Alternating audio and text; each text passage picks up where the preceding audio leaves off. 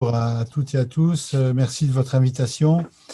Euh, En gros, je me propose d'essayer de voir les leçons qu'on peut tirer de la crise qui existait avant la Covid, les leçons de la gestion de cette pandémie pour faire des propositions de ce qui serait ceux d'un programme de gouvernement, une alternative à la politique actuelle. Alors, pour ce qui est du passé, ce qu'il faut bien comprendre, c'est que nous n'avons pas construit un système de santé. Nous avons construit un système de soins autour donc de la maladie aiguë, avec deux composantes. Les maladies aiguës bénignes, les gestes techniques simples, faits essentiellement en ville où la médecine libérale ancienne, en gros, a été assez performante. Et puis les maladies aiguës graves et les gestes techniques complexes, où les hôpitaux, à partir des années 58, ont montré leur performance. Alors, les progrès technologiques, scientifiques, technologiques, ont amené, à la fin du siècle dernier, à l'idée que la médecine devenait industrielle. En gros, c'était un certain nombre de procédures, de recommandations qu'il s'agissait de suivre. Et si la médecine devenait industrielle, le médecin était un ingénieur et l'hôpital était une entreprise. Et au fond, ce qui était bon à l'entreprise pouvait être appliqué à l'hôpital. Le concept hôpital-entreprise a été développé, y compris par la Fédération hospitalière de France. Alors, il y a une part de vrai dans ça. Il y a une part de vrai, c'est-à-dire que la chirurgie ambulatoire, ça ressemble à ça. C'est des procédures techniques, standardisées, et même la chirurgie cardiaque.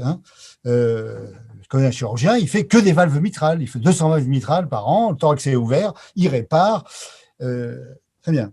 Alors, ce concept qui a été développé par des chirurgiens ultra spécialisés comme Guy Valencien, par un économiste libéral comme Claude Le Pen, a abouti à l'idée de, eh bien, si c'est une standardisation, on peut mesurer, on peut quantifier, on peut valoriser.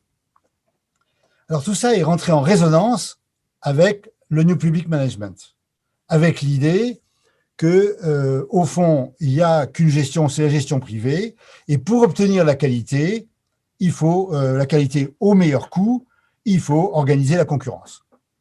Et ce qui a été fait avec l'idée de la tarification de l'activité. On va tout standardiser, tout mesurer, quitte à le fragmenter, le tarifer, et on mettra en concurrence l'établissement privé lucratif, privé non lucratif et les hôpitaux publics. Et ça a été donc la T2A, la loi Bachelot, qui était l'application des principes de gouvernance d'entreprise à l'hôpital, jusque dans la terminologie. Et au fond, il y a une part de vérité là-dedans, mais il y a un énorme échec. Et l'énorme échec était l'impasse complète sur ce qu'était l'épidémie de l'époque, qui était l'épidémie des maladies chroniques. 21 millions de personnes en France. C'est un échec. Pourquoi? Parce que là, on n'est pas dans la standardisation, on n'est pas dans le biomédical, on est dans le biomédical psychologique et social. On est dans les problèmes où c'est le malade qui doit assumer son traitement avec l'aide éventuellement de son entourage. Donc, ça suppose d'accepter la maladie, ça suppose un processus de résilience. Au début, on parlait de travail de deuil. Le grand problème devient celui de l'observance et évidemment de la prévention. Alors, cette épidémie des maladies chroniques, elle est due à, le vieillissement, notamment les maladies dégénératives, l'athérosclérose, les maladies neurologiques, les progrès médicaux eux-mêmes qui font que on peut soigner sans pouvoir guérir, et l'environnement, avec le concept né d'exposome, c'est-à-dire de sommation des facteurs d'environnement dans le temps et dans leur association les uns aux autres. Ajoutons que dans ces facteurs d'environnement, avec toute l'idée de l'épigénétique, donc de la transmission de l'environnement dans l'expression des gènes, arrivent les médicaments eux-mêmes. Alors, moi, je me suis mobilisé parce que je suis diabétologue, donc à partir de la compréhension de l'inadaptation complète de l'évolution de la loi HPST, la tarification à l'activité avec la prise en charge des maladies chroniques. Et ma révélation, c'est que c'était pour les mêmes raisons que notre système de santé s'est trouvé totalement inadapté pour l'épidémie de maladies infectieuses, pour les mêmes raisons. Et en gros, on pourrait appeler cette troisième médecine, la première médecine, les maladies aiguës bénignes, gestes techniques simples, deuxième médecine, les maladies aiguës graves, les gestes techniques complexes, et une troisième médecine qui est la médecine de santé publique, qui recouvre les maladies chroniques, les maladies infectieuses, la promotion de la santé, la prévention, où pour des raisons historiques, notre système est très défaillant. Alors vous vous rappelez qu'en 2002, on disait qu'on avait le meilleur système de santé du monde. Alors, quand on analyse les dépenses de santé, et dans un débat public, cette histoire des dépenses de santé, inévitablement revient. La France dépense 11% du PIB pour la santé. Nous sommes troisième ex aequo avec l'Allemagne. Au-dessus, il y a la Suisse, et très au-dessus, encore, les USA avec 17%. Oui, enfin ça, c'est une manière de présenter les choses. Si on regarde en dollars par habitant, ou en euros par habitant, nous ne sommes pas troisième, mais 11e. Nous dépensons 20% par habitant de moins que l'Allemagne. Ensuite, le point très important, c'est d'analyser la structure de ces dépenses. Si on regarde par rapport à la moyenne de l'OCDE, en termes de prévention, nous ne sommes pas bons. Nous dépensons, alors ça dépend des modes de calcul, 6%, quand tout le monde dit qu'il faudrait dépenser 10% des dépenses de santé pour la prévention.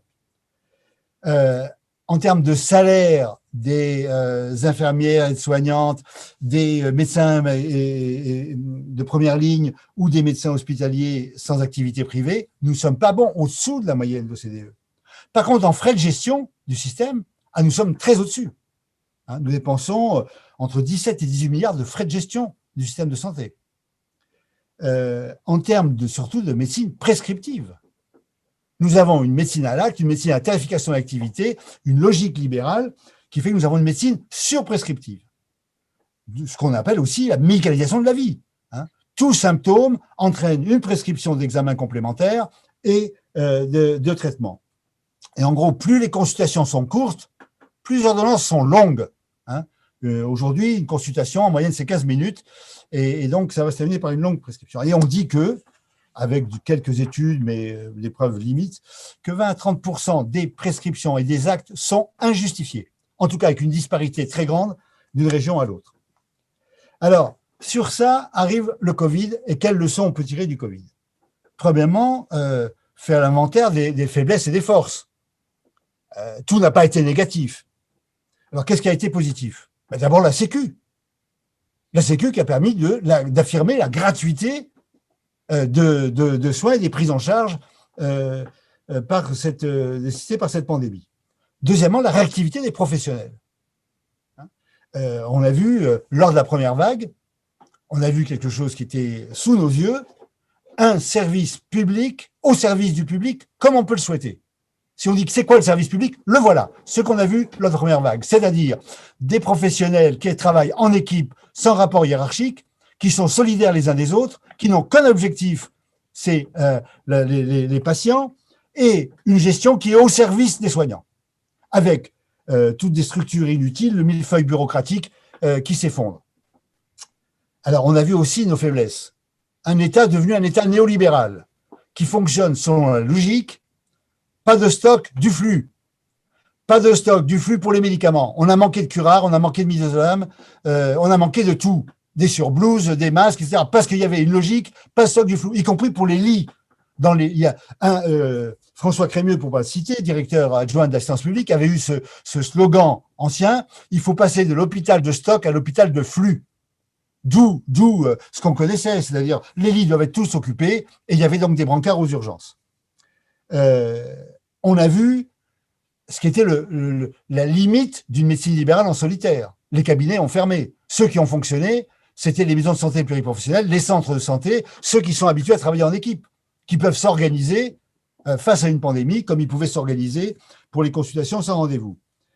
On a vu que les ARS n'étaient pas des agences de santé publique. Les ARS étaient des agences de l'offre de soins. Comment répartir l'offre de soins, comment supprimer les doublons, comment fermer les lits. On a fermé en 15 ans 100 000 lits. Bien. Alors, les autres leçons. L'autre leçon, c'est évidemment ce qu'on savait d'avant par la maladie chronique, l'extrême faiblesse en termes de santé publique pour des raisons historiques. Alors, il y a tout ce qui a été dit sur les inégalités sociales dans lesquelles nous sommes très mal placés et qui est le syndémie. Alors, ceci dit, pas si nouveau spécificité, c'est-à-dire que toutes les grandes épidémies infectieuses ont toujours eu un gradient social. La tuberculose touchait les plus pauvres, hein, toutes les grandes épidémies. Alors là, il y a une spécificité, effectivement, qui est la jonction avec l'obésité. En gros, 50% ou 2/3 des patients en réanimation ont un surpoids, et le surpoids, ça a une composante sociale majeure, et ça a d'autres complications qui sont le diabète, l'hypertension, les maladies cardiovasculaires, les maladies respiratoires y compris. Alors ça, on l'a vu, et ça, évidemment, la pandémie aggrave les inégalités sociales. Hein. Je suis pauvre, je suis obèse, j'ai les formes graves. En plus, en général, j'ai un logement plus petit, je suis obligé de prendre le transport en commun pour aller travailler. Alors, le plus lumineux, hein, c'est le problème de la stratégie. Face à une épidémie, il n'y a que 2 stratégies historiquement qui ont montré leur efficacité. Il y a une, laisser circuler le virus avec l'idée de l'immunité collective. Alors, l'Angleterre s'y est essayée, échec complet, on voit l'histoire du Brésil. Deuxième stratégie, la stratégie suivie en Asie, en Nouvelle-Zélande, en Australie, qui consiste à réduire complètement l'incidence du virus grâce à un confinement serré. Et ensuite, à appliquer strictement la seule stratégie efficace qui s'appelle tester, tracer, isoler. C'est-à-dire le confinement individuel. Alors ça, c'est la stratégie la plus efficace sur le plan sanitaire, sur le plan économique et sur le plan social. Au début, on a cru qu'on allait vers ça. Lorsqu'il y a eu, vous vous rappelez, les zones rouges, les zones vertes. Ça suppose, évidemment, c'est très compliqué à mettre en place. Ça suppose un contrôle des frontières. Ça suppose ces zones rouges et ces zones vertes. Et on fait en sorte que les zones rouges ne viennent pas contaminer les zones vertes. Ça suppose une confiance complète de la population. Alors, il y a une version, on va dire chinoise, qui veut dire dictatoriale, la population est encadrée, de toute façon, elle n'a pas le choix. Mais quelle est la version démocratique de ça? Ça suppose d'abord, si on veut que l'ensemble de la population adhère, un consensus politique. On est en guerre, on réunit tout le monde pour mener cette guerre. On arrête tout le reste, on dit que c'est la priorité absolue de la nation en survie. Ce n'est pas du tout ce qui a été fait. Ça suppose une confiance dans le discours, c'est-à-dire que si on se trompe, on le dit. Je ne parle pas de l'histoire des masques qui a basculé complètement la confiance forte de la population sur l'ensemble du discours des politiques. Alors c'est en même temps typique, c'est-à-dire qu'on a créé un conseil scientifique. Mais c'est quoi ce conseil scientifique? C'est le conseil du président ou c'est un conseil pour la nation? Quel est son degré d'indépendance? Vous savez que les avis du conseil scientifique ne sont pas publiés par le conseil scientifique, mais par le ministère de la Santé quand il le juge utile dans le mois qui suit. Ce qui fait que souvent, ils sont publiés après que l'exécutif ait pris la parole. Donc, on a un conseil exécutif dont on ne sait pas quel est son jeu de rôle vis-à-vis de le conseil scientifique vis-à-vis de l'exécutif. À la fois, il sert de paravent, c'est lui qui décide qu'on peut aller voter au municipal, et puis ensuite, il sert de père fouettard pour dire que le président, lui, au contraire, est le père protecteur de la nation. Alors, si on analyse ce qui s'est passé au cours des 3 vagues successives, première vague, en gros, on a vu les soignants en première ligne et la nation derrière les soignants. On a eu un moment exceptionnel d'une nation réunie autour de ses soignants. Échec, on n'a pas appliqué tester, tracer, isoler. Le président a dit, on va changer les mots. On va appeler ça maintenant tester, alerter, protéger. N'est-ce pas? Comme si, en changeant les mots, on facilitait l'observance et la compréhension de la question.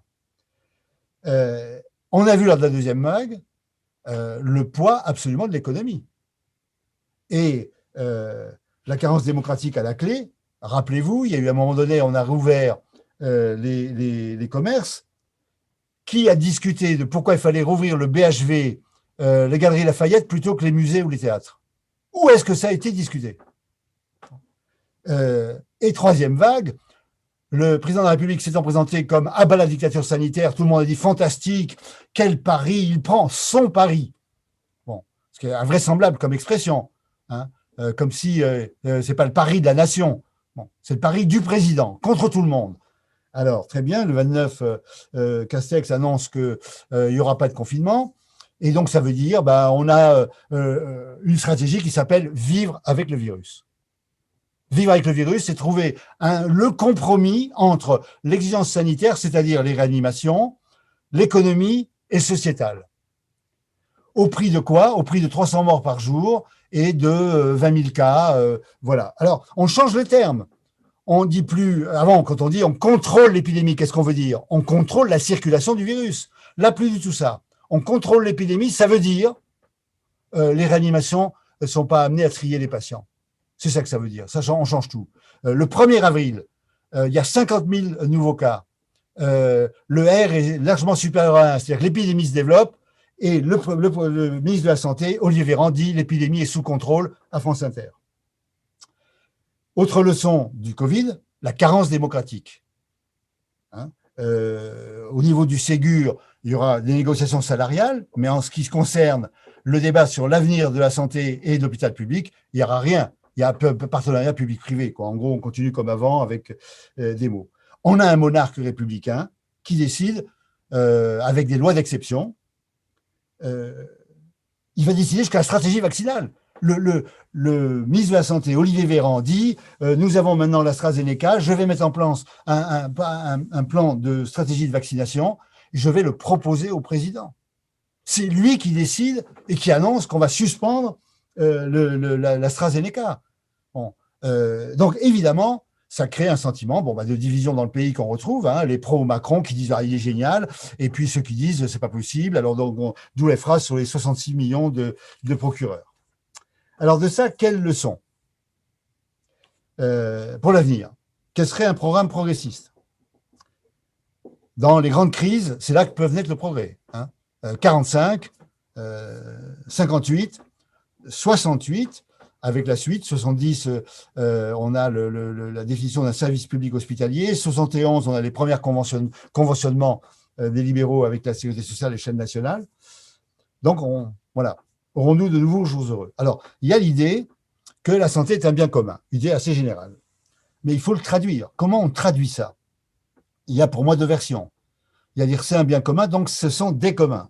Et en gros, c'est une idée plutôt mutualiste, établissement à but non lucratif, etc., mais qui ne contourne pas le marché, qui se trouve confronté au marché, et souvent des expériences intéressantes, militantes, mais qui sont éphémères, ou bien qui est, comme le mouvement mutualiste, devenu un business pas loin du privé lucratif. Ou bien on dit service public. Mais si on dit service public, on dit la bureaucratie. Donc on est confronté à quel État, la nature de l'État, et au problème de la démocratie. Et quelle est l'articulation entre démocratie citoyenne, démocratie sociale, des organisations syndicales, démocratie sanitaire et démocratie politique, c'est-à-dire parlementaire. Alors on a le débat très concrètement, si on veut le mener, sur comment on définit un budget de la santé. Est-il légitime ou pas que la représentation nationale vote un budget de la santé? Si oui, qui le détermine? À partir des besoins ou à partir de Bercy? Jusqu'à présent, depuis au moins 2010, c'est Bercy qui dit la santé augmentera de tant % par an. Et puis après, on fait de la régulation en baissant la T2A, en suspendant, en faisant des tarifs flottants, en faisant des mises en réserve financières et en mettant l'hôpital par terre.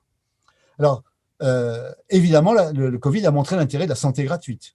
Mais si on dit santé gratuite, on doit définir quel est le panier de prévention et de soins qui relève de la solidarité et qu'est-ce qui n'en relève pas.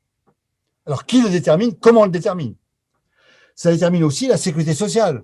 Qu'est-ce qui fait la sécurité sociale? Le Parti communiste, par exemple, est très attaché, pour des raisons historiques, aux cotisations. Le salaire différé ou socialisé. Bon, mais du coup, ça lie la santé à l'emploi. Si on dit non, il y a la CSG, alors il faut qu'elle soit progressive pour exprimer la solidarité, mais ça suppose que ces recettes sont dédiées. Ça suppose qu'on ne fusionne pas la CSG avec l'impôt sur le revenu, ce que propose Piketty. Ça suppose de revenir sur l'abrogation de la loi Veil en 2018 par la majorité actuelle.